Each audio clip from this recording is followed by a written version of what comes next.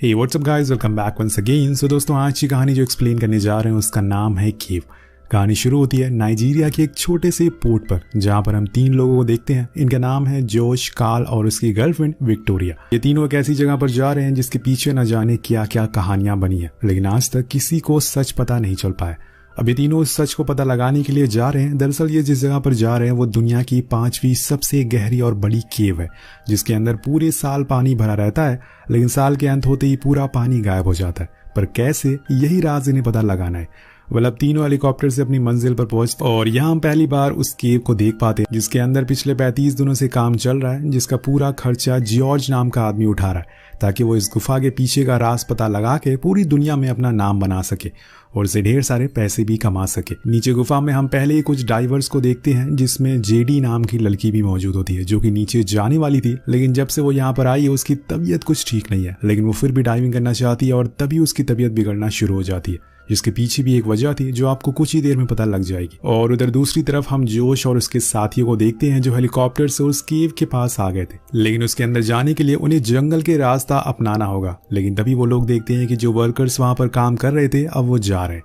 इसके बाद हम कार्ल और फ्रैंक को बात करते हुए देखते हैं जो असल में इस पूरी कैंपेन को लीड कर रहा है। वो इस सभी लोगों को आगे जाने का रास्ता दिखा रहा है। उसी दौरान वहां पे विक्टोरिया भी आ जाती है, तो उसका कलीग उसे कंप्यूटर में पूरे कैंपेन का मैप दिखाता है जिसमें उस पूरी केव का रास्ता बना हुआ था, ताकि अगर वो मुसीबत में नीचे फंस गए तो इसी की मदद से बाहर आ सकेंगे।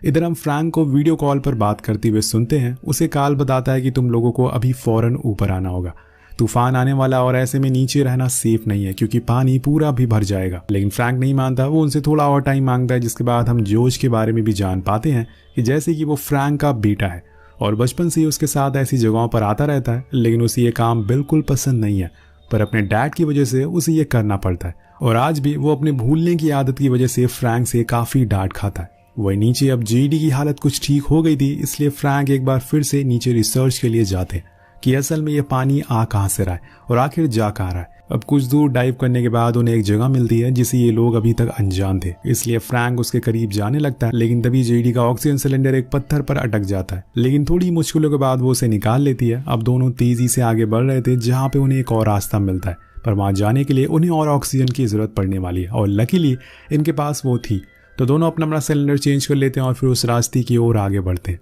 लेकिन तभी फ्रैंक देखता है कि जेडी की ऑक्सीजन पाइप में लीकेज हो रही है, पर जब तक वो उसे ये बात बताता तब तक वो पाइप ही बीच से अलग हो जाती है और इसके मास्क में पानी भरना शुरू हो जाता है। और इसीलिए फ्रैंक फौरन अपना ऑक्सीजन उसके मुंह में लगा देता है ताकि वो सही से सांस ले सके। लेकिन ऐसे ज्यादा देर तक चल नहीं पाएगा, किसी को तो ऊपर जाना ही होगा या फिर उन्हें ऊपर से मदद मांगनी होगी। जब तक हेल्प आएगी ऑक्सीजन खत्म हो सकती है, इसलिए फ्रैंक उसे खुद की ऑक्सीजन से सांस लेने को कहता है। लेकिन अब जेडी को पता चल चुका था कि उसकी मौत नजदीक है, इसलिए वो फ्रैंक से दूर होती जा रही थी क्योंकि वो नहीं चाहती कि उसकी वजह से उनके लीडर की जान चली जाए, और इसीलिए उसने खुद की कुर्बानी को चुना। वहीं ऊपर सभी लोग जेडी को ऐसे मरते हुए देखकर दंग रह जाते, लेकिन वो कुछ कर नहीं सकते और उदास हो जाते हैं।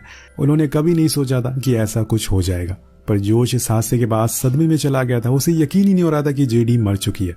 उसे लगता है कि ये जो कुछ भी हो रहा है उसके डैड की वजह से हो रहा है, क्योंकि उन्होंने हमेशा से ही बस अपने काम को आगे रखा है और यही वजह है कि उन्होंने अपने परिवार तक को छोड़ दिया है। और तभी हम देखते हैं कि फ्रैंक जेडी की लाश लेकर ऊपर आता और वहां मौजूद जॉनसन नाम का आदमी जो उससे कहता है कि जितना फ्रैंक ने कोशिश की जेडी को बचाने की उतना कोई नहीं कर सकता, लेकिन तुम्हें यह बात कभी समझ नहीं आएगी क्योंकि तुम हमारे काम की अहमियत को नहीं जानते। पर वहां फ्रैंक के चेहरे से हमें साफ पता चल रहा था कि उसे इस बात का कितना बुरा लग रहा है कि उसकी दोस्त उसे छोड़कर चली गई। दूसरी तरफ हम देखते हैं कि एक तूफान अब तेजी से इनकी ओर बढ़ रहा है, जिसकी सूचना ऊपर वाले लोग इन सभी को देते हैं। जिसके बाद फ्रैंक अपनी पूरी टीम से कहता है कि हमें जल्दी से यहाँ से निकलना होगा, मैं अब किसी और की जान जोखिम में नहीं डाल सकता। इसलिए वो अपने बेटे और लूप नाम के आदमी को कहता है कि तुम लोग पहले ऊपर जाकर सभी को इन्फॉर्म कर दो कि हम आ रहे हैं, जितना हो सके नीचे रोप्स फेंक दें क्योंकि हम यहाँ काफी लोग हैं। और जिस गहराई पर ये लोग मौजूद थे वहां से ऊपर जाने में तकरीबन 10 से 15 मिनट लगते, क्योंकि ये अभी भी अप्रॉक्स 700 फीट नीचे थे। तो जोश ऊपर जाने लगता है, लेकिन तभी हम देखते हैं कि वो तूफान अब और तेज हो गया है और अपने साथ बारिश भी लाया, जिसकी वजह से केव में पानी भरना शुरू हो जाता है और उसी के कारण से जोश से ऊपर वालों का संपर्क नहीं हो पाता और उनके लिए नीचे ज्यादा रस्सियां वो नहीं फेंक पाते। और तभी एक झटके में कई गैलन पानी नीचे आता है, जिसमें लूप और जोश दोनों बहने लगते हैं। उनके पास मौका था कि वो बच के निकल जाए, लेकिन जोश नहीं चाहता कि वो अपने पिता को ऐसी हालत में छोड़कर यहाँ से जाए, इसलिए वो दोबारा नीचे जाने का फैसला करता है। वहीं दूसरी तरफ फ्रैंक को पता चल जाता है कि अब ऊपर बारिश तेज हो गई है, क्योंकि वहां उनके चारों ओर से पानी रिसना शुरू हो गया था। इसलिए वो सभी से कहता है कि अब हमें यहाँ से जल्दी निकलना होगा। अब उसे लग रहा था कि जोश उसे छोड़कर चला गया होगा, तो वो ऊपर जाने वाले रास्ते पर जाता है, लेकिन वहां कोई रस्सी नहीं थी। ऊपर वालों ने तो रस्सी फेंकी नहीं थी, वो तो कब का यहाँ से चले गए। तभी वहां जोश और लूप आते हैं, जिन्हें देखकर फ्रैंक बहुत चिल्लाता और उनसे कहता है कि तुम्हें ऊपर चले जाना चाहिए, तुम वापस क्यों आए। पर जोश मना करता और फिर उसके पास जो रस्सी थी उसे एक पत्थर से बांध कर नीचे फेंक देता है ताकि वो लोग ऊपर आ सके। लेकिन वो पत्थर किसी भी समय खिसक सकता है, पर उन्हें ये करना ही होगा। इसलिए फ्रैंक सबसे पहले विक्टोरिया को ऊपर भेजता है, तो ऊपर जाने लगती है। लेकिन यहाँ वही होता है जिस बात का हमें डर था। जैसे ही विक्टोरिया थोड़ी ऊपर जाती है, उसी समय वो पत्थर खिसकना शुरू हो जाता है। तो लूप उसे पकड़ता है, लेकिन ज्यादा देर तक संभाल नहीं पाता, जिसकी वजह से विक्टोरिया और जोश दोनों नीचे गिर जाते हैं और लूप अभी भी ऊपर ही था। पर कुछ ही देर बाद वो पत्थर नीचे गिरता है, जिसके साथ ही लूप भी आ जाता है और पत्थर में फंस जाता है। वो लोग उसे बचाने की बहुत कोशिश करते हैं, लेकिन वो नीचे ही फंसा रह जाता है और इसी कारण उसकी भी मौत हो जाती है, जिससे कि जोश को बहुत बुरा लगता है, क्योंकि उसके कहने पर ही वो नीचे आया था। अब वो फिर से उसी जगह पर चले जाते हैं जहां पर ये काम कर रहे थे।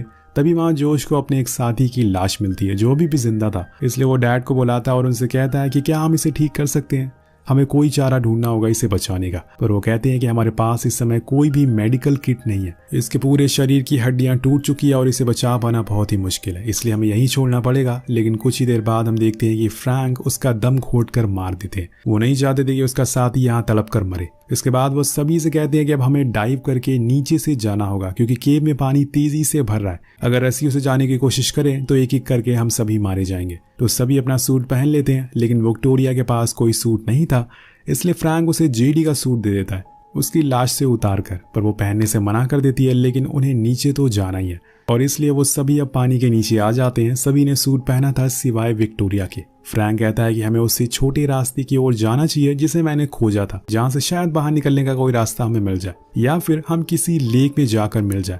तो सभी अब आगे बढ़ते हैं और कुछ ही देर बाद वहां पहुंच जाते हैं। लेकिन तभी फ्रैंक देखता है कि विक्टोरिया उनके पीछे नहीं है, इसलिए वो उसे देखने के लिए जाता है और वो असल में वहीं फंस गई थी जहां पे जेडी फंसी थी। लेकिन उसने खुद को आजाद कर लिया था और कुछ ही देर बाद वो अपनी टीम के साथ मौजूद होती है और तब सबके अंदर जान में जान आती है, वरना उन्हें तो लगने लगा था कि उन्होंने विक्टोरिया को भी खो दिया। अब उस छोटे से रास्ते से बारी बारी सभी निकलते हैं और एक सरफेस पे जाकर इकट्ठा हो जाते हैं जहां पर पानी कम था। लेकिन यहाँ जैसे ही विक्टोरिया ऊपर आती है वो हाइपोथर्मिया का शिकार हो जाती है, क्योंकि उसने डाइविंग सूट नहीं पहना था। अब सभी फौरन उसे फॉइल पेपर में लपेटते हैं ताकि उसे थोड़ी गर्मी मिल सके, लेकिन इसमें समय लगेगा और तब तक उन्हें यहाँ रुकना पड़ेगा। तो जोश कहता है कि क्यों ना हम यहीं पर रुकें, किसी रेस्क्यू का वेट करें। लेकिन जेसन कहता है कि यह मुमकिन ही नहीं है, क्योंकि इतने अंदर कोई नहीं आएगा, इसलिए बेहतर है कि हम खुद की जान बचाएं और आगे बढ़ते रहें। अब सभी फिर से आगे बढ़ते रहते हैं, लेकिन एक समय पार कर जेसन जोश से कहता है कि तुम लोग आगे जाओ, मैं यहीं पे थोड़ा आराम करना चाहता हूँ। जोश को लगता है कि शायद उसे सच में आराम करने की जरूरत है, इसलिए उसने ऐसा बोला होगा, इसलिए वो आगे निकल जाता है। लेकिन जब फ्रैंक उसे जेसन के बारे में पूछता है तो वो बताता है कि वो पीछे आराम कर रहा है, कुछ ही देर बाद आ जाएगा। लेकिन फ्रैंक को सच्चाई पता थी। वो बताता है कि उसकी तबीयत पहले से बहुत खराब है, तुम्हें उसे अकेला छोड़ना नहीं चाहिए था। अब इसके बाद सभी पीछे ढूंढने उसे जाते हैं, लेकिन हम देखते हैं कि जेसन ने खुद को एक गुफा के अंदर छुपा लिया था। वो नहीं चाहता था कि उसके चक्कर में उसके दोस्तों को यहाँ पर वेट करना पड़े।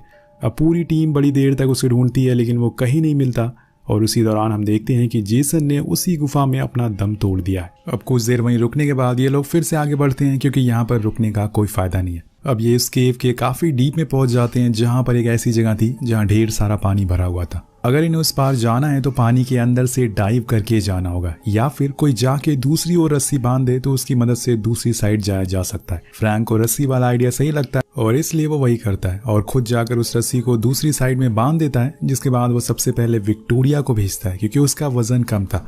लेकिन जब वो बीच में जाती है तो अचानक से उसका बैलेंस बिगड़ जाता है और इसी वजह से उसके जो बाल होते हैं वो हुक में फंस जाते हैं जिससे वो अटैच थी। अब उसे काफी दर्द होता है इस चीज से, तो फ्रैंक उसे वहीं रुकने को कहता है, पर उसे अब दर्द बर्दाश्त नहीं हो रहा था, इसलिए वो अपने बाल को काटने को कहती है। पर काल मना करता है क्योंकि ऐसा किया तो वो नीचे गिर सकती है। पर उसने फैसला कर लिया था, उसे लग रहा था कि शायद वो खुद को संभाल लेगी, लेकिन ऐसा होता नहीं। जैसे ही वो बाल काटती है वो सीधा नीचे गिर जाती है और पानी झपकते ही गायब हो जाती है। वेल इसे देखकर हमें पहले ही पता चल चुका था कि ये सर्वाइव नहीं कर पाएगी क्योंकि कमजोर की यहाँ पर कोई जगह नहीं है।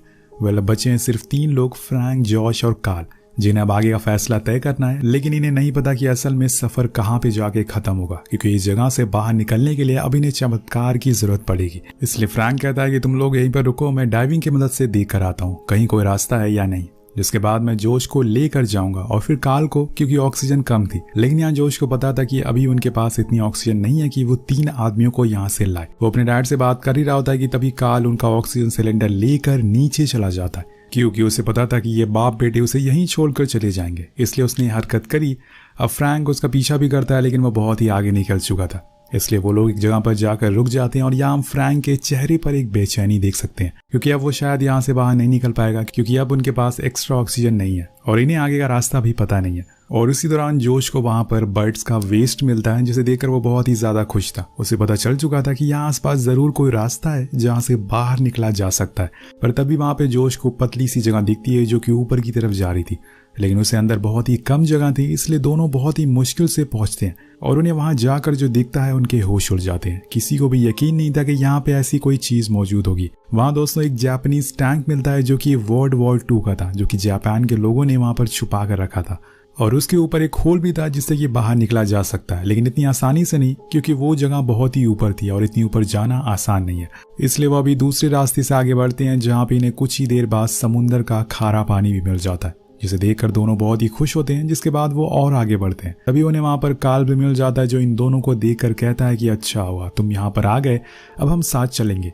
लेकिन फ्रैंक को जवाब नहीं देता और जोश को लेकर वहां से चला जाता है, जिससे काल को बहुत गुस्सा आता है। और इसी दौरान हम देखते हैं कि वहां पर विक्टोरिया की लाश बहकर आ जाती है, जो कि सड़ चुकी थी। अब कुछ समय के बाद जोश पानी से बाहर आकर अपने डैड को बताता है कि मुझे वो जगह मिल गई है जहां से पानी बाहर जाता है, चलो हम लोग चलते हैं। वहीं दूर बैठा काल को लगता है कि अब ये लोग उसे लेकर नहीं जाएंगे, इसलिए वो फ्रैंक पर हमला कर देता है, जिससे कि उसकी पीठ पर एक नुकीला पत्थर घुस जाता है और उससे वो वहीं गिर जाता है। लेकिन तभी वहां पर जोश आकर अपने डैड को बचाता है और साथ में काल को भी लड़ने लगता है। वो उसे बहुत बुरी तरह से मारता है, क्योंकि ये सब उसी की वजह से हो रहा था। जिसके बाद वो अपने डैड के पास ही जाता है और उनसे कहता है कि चलो हम बस थोड़ी दूर पर हैं। लेकिन वो कहती हैं कि तुम्हें बस यहाँ से अकेले बाहर जाना होगा, क्योंकि उस पत्थर ने मेरे लंग्स में होल कर दिया है, और जिससे कि मैं ज्यादा देर नीचे सांस नहीं ले पाऊंगा। लेकिन जोश उनसे चलने की जिद करता है और तभी वहां पर काल आ जाता है और उसे मारने लगता है, क्योंकि तब तक जोश कहता है कि तुम्हें ऐसा क्यों किया, तुम्हें पता है ना मेरे डैड की वजह से हम सारे लोग यहाँ तक पहुंच पाए, अगर ये नहीं होते तो हम शायद उसी जगह पर मारे जाते। उसकी ये बातें सुनकर काल को भी कुछ महसूस होता है कि शायद उसने ये गलत किया, इसलिए वो बिना ऑक्सीजन सिलेंडर के ही पानी में कूद जाता है। और इधर फ्रैंक दम तोड़ने वाला था,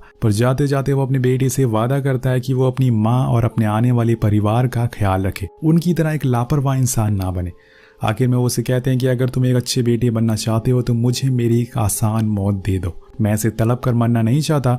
पर ये जॉश कर नहीं सकता, वो अपने डैड को अपने हाथों से कैसे मार सकता है। उसके हाथ कांपने लगते हैं, लेकिन एक बार फिर वो अपने डैड के आगे हार जाता है और अपने हाथों से ही उन्हें मार देता है। अब कहानी आगे बढ़ती है और यहाँ पर उसके पास कोई वजह नहीं बची थी यहाँ पर रुकने की, इसलिए वो उसी रास्ते से बाहर निकलने लगता है। पर उसके पास बहुत ही कम ऑक्सीजन बची थी, जिससे वो वहां तक पहुंच नहीं सकता और इसी वजह से वो पानी में डूबने लगता है। पर तभी उसे अपने डैड के वादे याद आते हैं, जो उन्होंने जाते वक्त किए थे, कि उसे जिंदा रहने का हौसला और एक उम्मीद मिलती है। और